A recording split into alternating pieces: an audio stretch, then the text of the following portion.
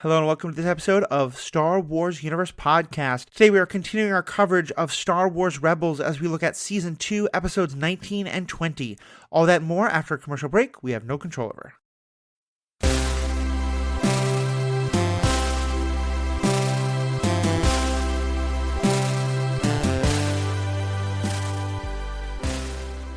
Welcome back. My name is Matthew. I'm your host. I'm joined by Riki Hayashi. Unfortunately, Sarah cannot be with us, but Riki, so glad to have you with us.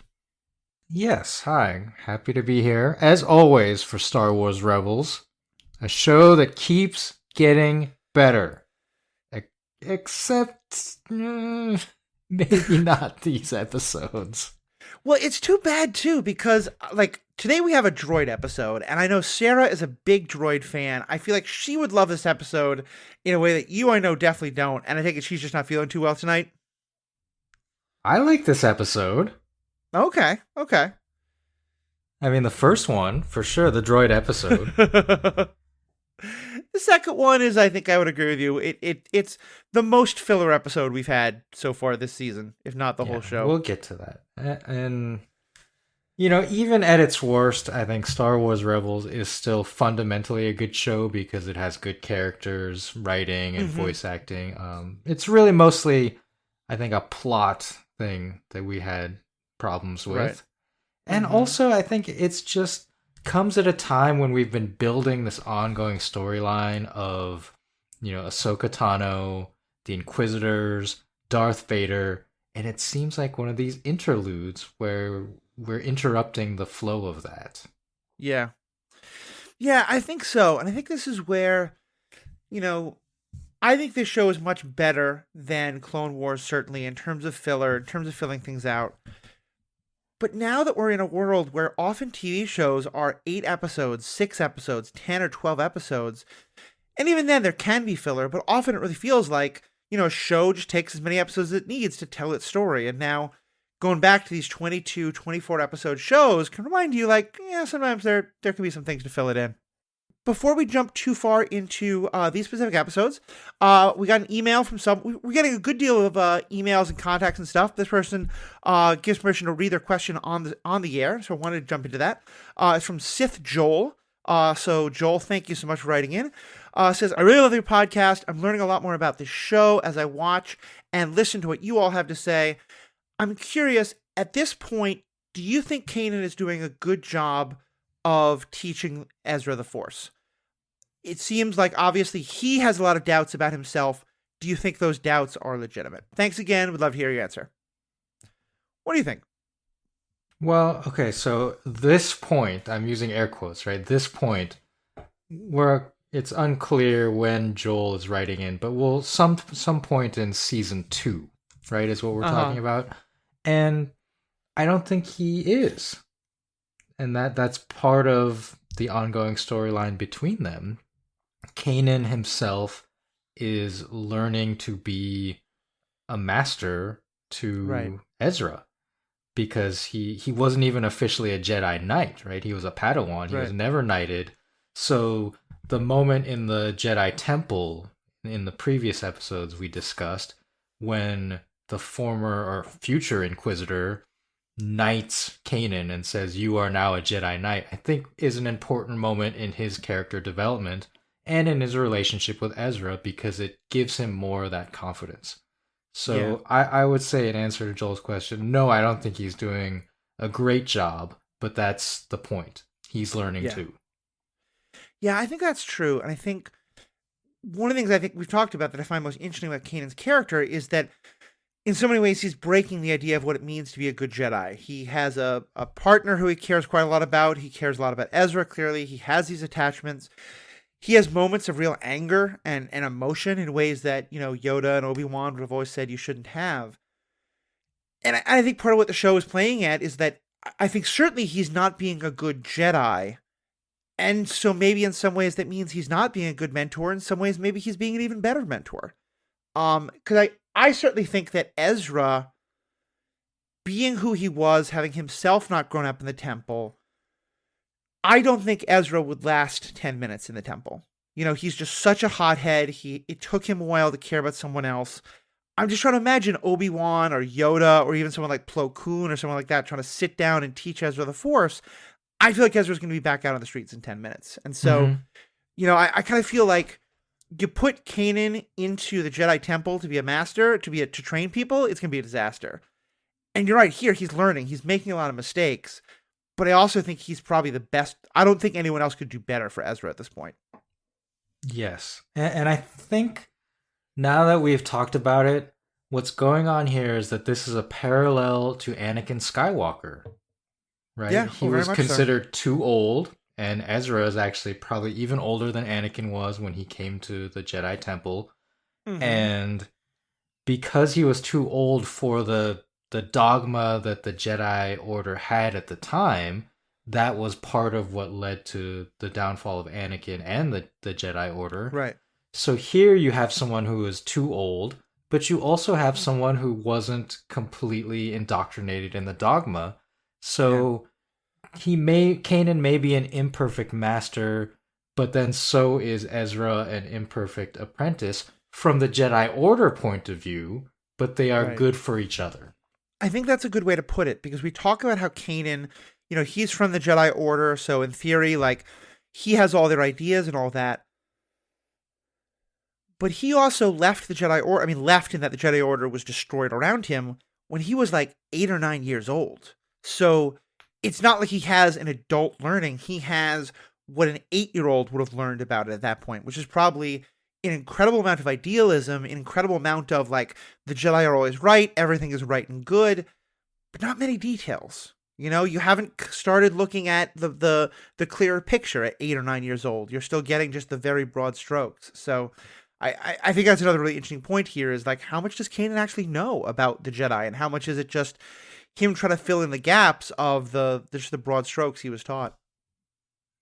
Yeah, very good points. Yeah. Again, great points. Thank you so much, Joel, for the great question. Really appreciate it. And for other folks, you'll hear all the contact information at the end, but you can also go to theethicalpanda.com. Write in. We'd love to hear your questions and thoughts. So let's dive into these two episodes we've got today. First is the Forgotten Droid, episode 19. While on a Ghost Crew mission to steal fuel, Chopper steals a replacement strut for his original leg. Chopper is separated from the Ghost Crew and finds himself stranded on an Imperial freighter. He is eventually discovered by the ship's inventory droid, AP-5, who does not report him upon finding out that Chopper is a veteran of the Clone Wars just like him. AP-5 complains to Chopper that the Empire does not appreciate his previous role as a strategist, and the freighter crew constantly mistreats him. Chopper removes AP-5's restraining bolt, and the two work together to trap the crew in the cargo hold and detach it from the ship. Chopper makes contact with the Ghost, and AP-5 warns them that the Empire knows their destination and has set up a trap. AP-5 is shot by the freighter captain as he transmits new coordinates, but the Ghost crew manages to repair him by using parts from the leg Chopper stole. So, we've got a whole thing about kind of it's robotic prosthetic leg, but still a little bit I can connect with, so I was happy for that. What do you think of this episode? I mean, again, we call these filler episodes because it's pretty removed from the main plot. Right. It could really take place at any point other than the search for the base aspect of the episode. It could really take place anywhere. But it is a good Chopper-centric episode. Yeah.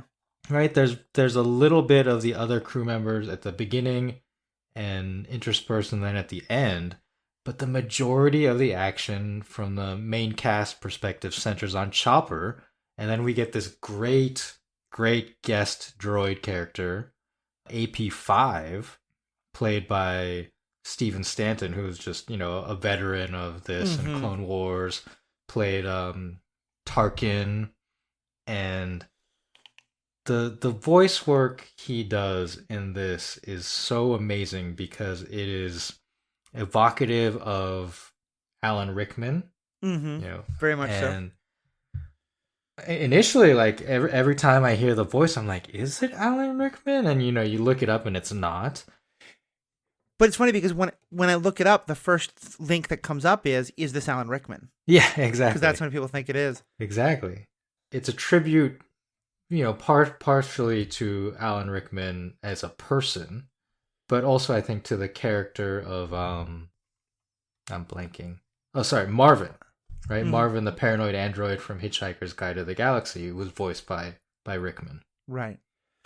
Yeah, and it's such a well done character because like this is very much a Chopper episode, and you're right. I think you could see this as filler, except that one of the things that the show has gotten to us so far is that often when we have a filler episode, it really develops a character, and then often we'll get some payoff for that, you know. And so we saw we had a couple of episodes about um Zeb and his place in the Lasat that like worked up to a really important character beat for him. And I think we get so much about Chopper, and but I just want to say more on that actor.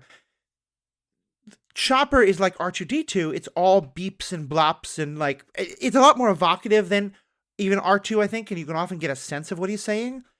But you have Mm-hmm. probably 15 minutes total of story time that's just Chopper and AP5 talking, which means that AP5 is carrying all the dialogue.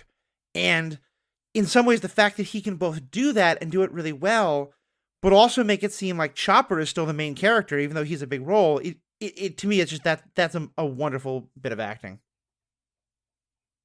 Yeah, and I think it's a credit to the writing as well, Mm-hmm. because that type of reactionary dialogue, has been used in Star Wars with 3PO and R2D2, with Chewbacca and Han or other characters who are speaking English or basic. So it's tried and true, but it definitely works here. Mm-hmm. Definitely, definitely. And I like that, it's not the most surprising episode, but this is one where our mutual friend Jacob Malici, to want to get his thoughts on. His Twitter is literally bots are people too, because Hmm. he's a really big believer in kind of droid rights and things like that. And that we talked about how in the Clone Wars, often their deaths are treated as like hilariously funny, that they're like pitiful and sorrowful as they're dying. And so here, this story about, basically a worker who's getting bossed around and treated horribly and abused, and along comes another worker who's basically like, look, all you have to lose are your chains. Let's do this. Let's overthrow the bosses. It's just a really beautiful little story that I really love. The whole thing about droids is I don't like the way that they often use droids to get away with a character death. Mm-hmm. Right? Like it happened in Rogue One with the security droid. I mean, Right. everyone. Spoilers. If you haven't seen it by now, everyone dies. Mm-hmm. But they use the droid as a like earlier death, like in a sacrificial way. And Star Wars and a lot of other science fiction media do this, I feel, to literally get away with death, like to kill a character that is beloved, but then it doesn't weigh as heavily on us Yeah. because it is quote unquote just a droid. Mm-hmm. So I did like that it seemed to be setting up towards a potential character sacrifice, droid sacrifice of AP5, Right. and it didn't end up that way. Right. Especially because we had an earlier episode where there was another droid that Chopper was interacting with, and Chopper didn't like very much, and Chopper kind of just like threw that one literally under the bus. I think he like kicks him off a cliff or something like that. So like, Yeah, it was like the Imperial version of him, or like an yeah. Imperial astromech that they were gonna Mm-hmm. use, and Chopper just like kicked that droid off of the ship, I think. Yes. So having this one and having he be a friend, and also this nice idea that they were both in the Clone Wars, I thought was just a nice way of like drawing that connection, of a lot of this show has been about what do you do with those soldiers, the former clone soldiers who, they fought in the Clone Wars, and the droids. It's the same thing. You had all these battle droids that were, I think the main ones all just got turned off. But what about the strategist ones like this? So it's there's nothing entirely deep about it, but I just thought it was a fun little episode that really added to Chopper's character a lot. It added to Chopper's character, and as we find out in the very next episode, we are adding AP5 as a not necessarily regular, but probably semi-regular because Yeah. he is now helping the rebels Right. at the base. And so basically anytime we visit this base, there's an opportunity Mm-hmm. for AP5 to be there and interact. So kind of a semi-regular like, Captain Sato. Yeah. Yeah. At this point, I think it's perfect because he hasn't joined the Ghost Crew, but he's definitely joined the Rebellion. Yeah. And also, as you said, they're at. I like that they're now calling it Chopper Base, because the other nice little moment in this is that, and again, kind of playing into this thing of just like, the person who no one trusts can come through and save the day. At first, when AP5 and thus Chopper have this information, and Chopper tries to tell everybody, like, don't go to the planet we thought we were going to, let's go this other place instead, no one believes him. It's only when they just have no other choice that Hera's like, okay, let's give this a shot. And so that was also a nice moment, not only of seeing his character, but seeing everyone else come to appreciate him a little bit more. Of course, I mean, Hera and Chopper go way back, so that Right. connection is important for that moment. Definitely, definitely. All right, so let's talk about the next one, which is the mystery of Chopper Base. After finally finding a planet that is safe from the Empire, the Rebel fleet lands to set up their base. However, one of the scouts goes missing after setting up a sensor beacon. Sabine and Rex go to investigate when they are attacked by a swarm of Kikna spiders. Sabine is rescued by the Ghost crew, but Rex is captured. The crew follows them and rescues Rex, but cannot escape upon learning that the spiders have trapped the Ghost with a web. Sabine discovers the spiders cannot go near the sensor beacons they had set up and uses one to ward them away while the rest of the crew cuts the web and escapes. Back at the base, instead of abandoning the planet, the rebels use their sensor beacons as a makeshift barrier to keep the spiders away. Ezra, Kanan, and Ahsoka decide to head to Malachor to find a way to deal with the Inquisitors. I often sometimes feel like these episode summaries leave a detail or two out, but here I feel like they kind of like completely miss the point of the episode. And granted, it's a filler episode, but to me, the point of this episode is to show the tension of everyone else is starting to really coalesce into the rebellion, and Kanan, who has never really wanted to be part of the rebellion, he's finally accepting, we need to be part of the rebellion, we need to do this thing, but myself, me and Ezra and Ahsoka, we need to go off and fight the Inquisitors, we need to go off and deal with Vader, and that there's this real tension between Kanan and Hera throughout the whole episode about Hera wanting him to stay and him feeling like he has to go, and that all the fight with the spiders is kind of just to give them something to do while they're working through that tension. Is that kind of your sense? Like, it certainly seemed to me like that's really, it's not the focus of the time, but that's really the focus of this episode. Sure, it's the difference between, I think, the plot of the episode and the character moments or character development. Yeah, I think in so. this episode. So yeah, I in the past I have not hidden the fact that I dislike Monster of the Week type episodes, and I really dislike spiders. Both are legitimate perspectives. This is probably one of my least favorite episodes of Rebels for those reasons. And, if our friend Paul Hoppy were here, he would probably talk about the treatment of these animals. Yeah. And the way that they are slaughtered without really any attempt to try to communicate or understand them. Ezra makes a very half-hearted attempt, I felt like. Right. Like Obi-Wan Kenobi, the Steve Irwin of the Star Wars universe, I think he would have done perhaps something better. But there's definitely a sense that, like, even though, like, they go to the spiders' planet, like it's not the spiders are attacking, the spiders are just defending their home. Yeah. And to me, there's no tension in the fight. There's no stakes. Like, we all know what's going to happen. It just, like, I felt like they sort of thought, okay, we need there to be something happening while our characters are wrestling with this decision of, do I stay or do I go? And they kind of just punted on coming up with an interesting story that could have happened here. Yeah. For me personally, it reminded me of an episode of Star Trek, the original series, where there's like a mining colony and the miners are being disrupted by these like stone creatures. Right?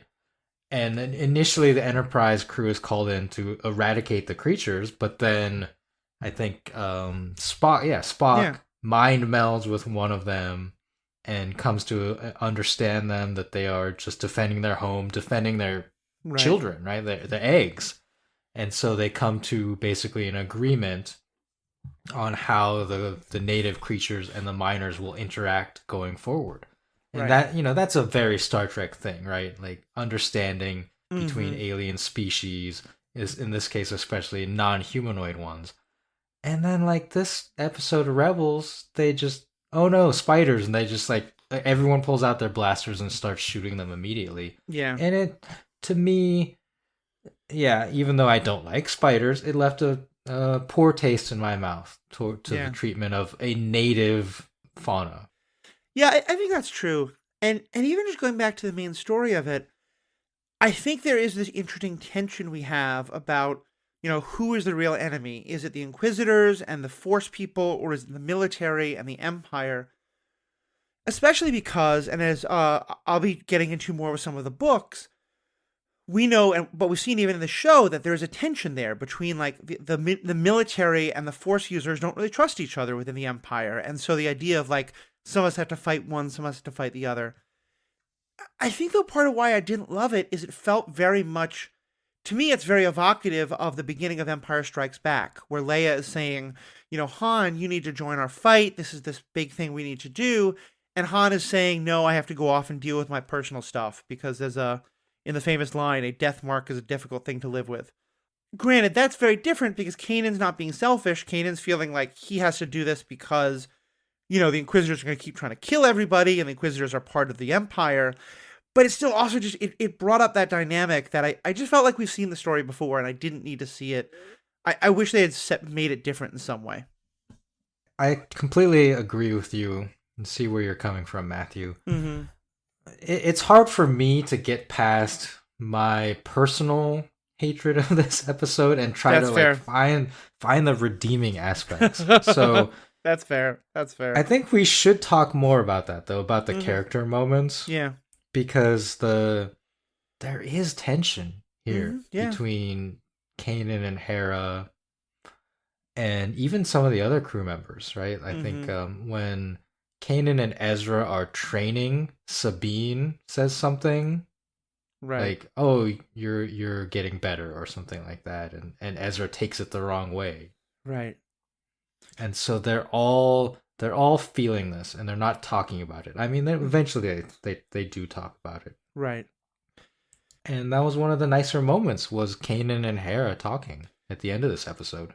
Yeah, I definitely feel like that. I think they're a very nice portrayal. I think generally when you have a couple on a TV show, either it's this constant flirtation, will they, won't they, or once they get together, they just bicker like the, stereotypical, quote, old married couple who have to fight all the time.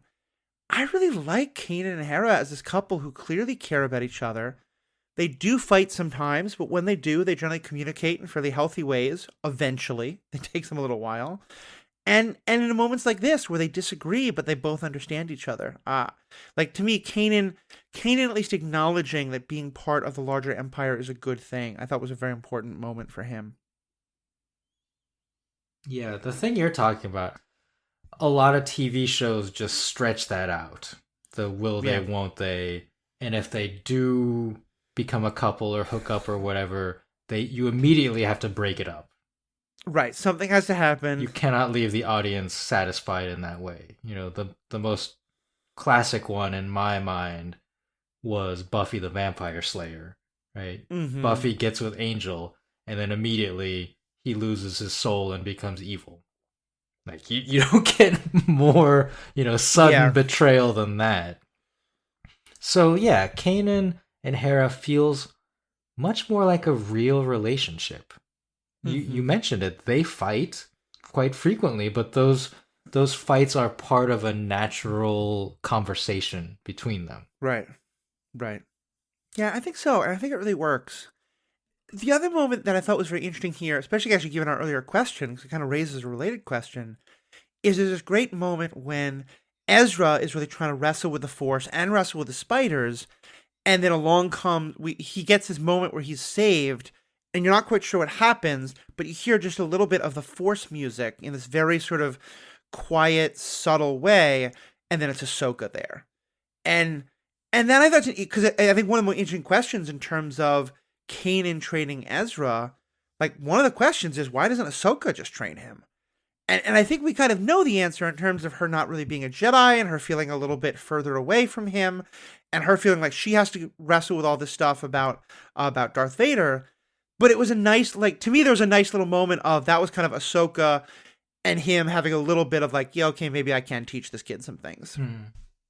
The musical notes at the end, I think there was a little bit of the Force theme and also a little bit of the Imperial March, Darth Vader theme.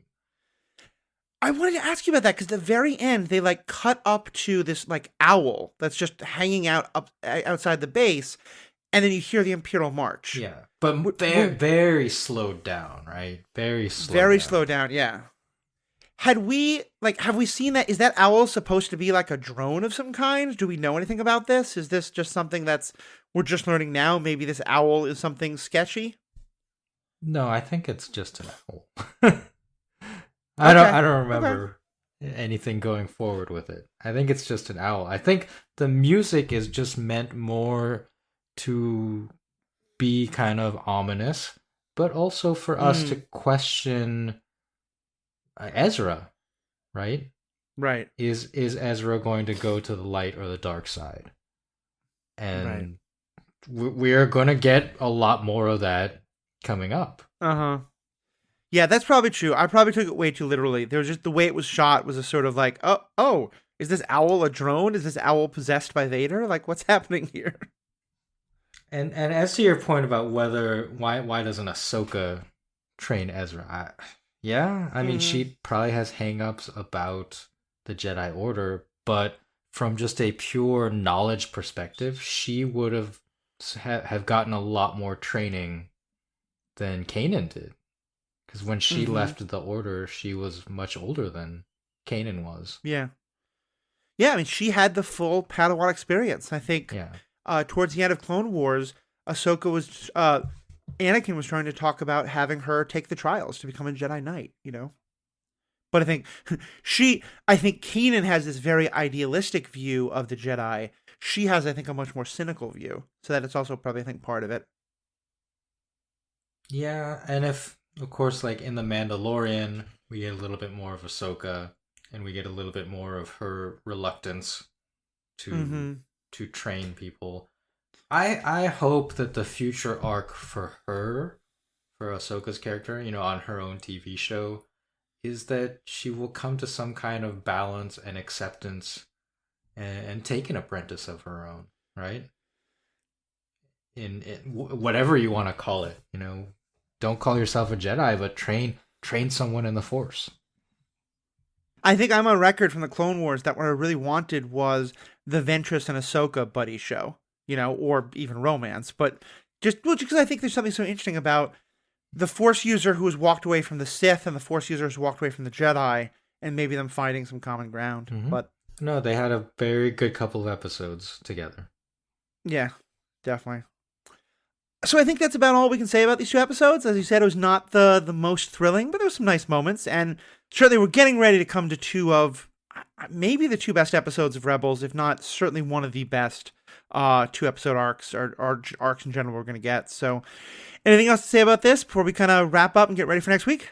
Nothing about these 2 episodes. I think they were okay, which is still, again, as I said earlier, Rebels is such a good show that like the okay here or even the bad here from my perspective with the spiders, this was still, fun to watch, good TV. Yeah.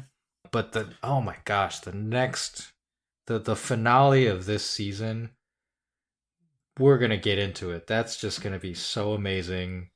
Possibly the best season finale of any TV show I've ever watched, question mark. Yeah. I think quite possible. So we're going to have a lot to talk about. Definitely tune in next week. We'll get more of that. And of course, would love to hear your thoughts. If you want to write into us, email, tweet, Facebook message, all that information you can find by going to theethicalpanda.com. There you'll also find all my other podcasts and links to all the other great stuff going on. Thank you so much, Riki, for being a part of this. Thank you, everybody, for being great listeners. Most of all, have a great day.